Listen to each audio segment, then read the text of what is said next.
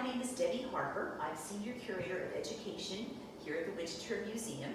We're looking at some of our rooms virtually, and the room that we are in now is called the Fraktur Room.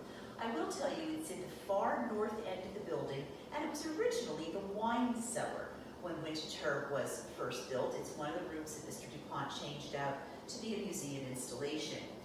Magnificent painted architecture that we see in this room dates to the latter half of the 18th century, about 1780, when the house was built from which this architecture was taken. And painted decoration, we really can't emphasize how important it was to certain groups in society, not merely the Pennsylvania Germans, but many people liked painted furniture. Many people like it today, and so would choose painted options for their home interiors.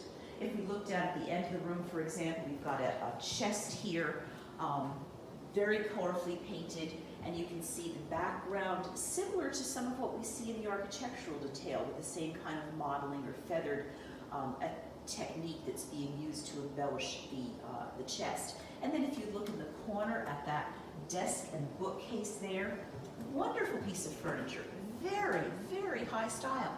It has the same proportions and decorative elements, the quarter-round columns, the swan's neck pediment, the finials at the top. You would find this in the most high-style Philadelphia mahogany furniture. So it's the same structure, but with this painted decoration instead, that makes it look like it belongs in this room. And it's just, again, of a comparable time period, and demonstrates how fashionable painted decoration was in all different contexts.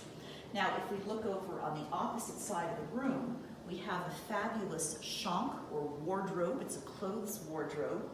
And this is an interesting piece of furniture, wonderful inlay design rather than painted decoration that we saw on the other things. And the date of 1781 at the top. This shank was actually in this room when this room was in its original location. That's unusual for Winterthur. Typically, Mr. Du Pont was acquiring architecture, and then he got furniture of the type that would have been in the room when the room was in its original location. In this case, this wardrobe actually was in the room, and so that's a pretty special thing to have. And then if you look around the walls, you can see they are absolutely filled top to bottom with very colorful Fraktur. This is a Pennsylvania German craft, and you can see some are just painted pictures. We have some that are birth and baptismal records, some that might be wedding certificates. We have a tiny one that has the entire Lord's Prayer incorporated into just a couple of inches and very highly embellished. So some of these were school awards that were given to children for good work that was done.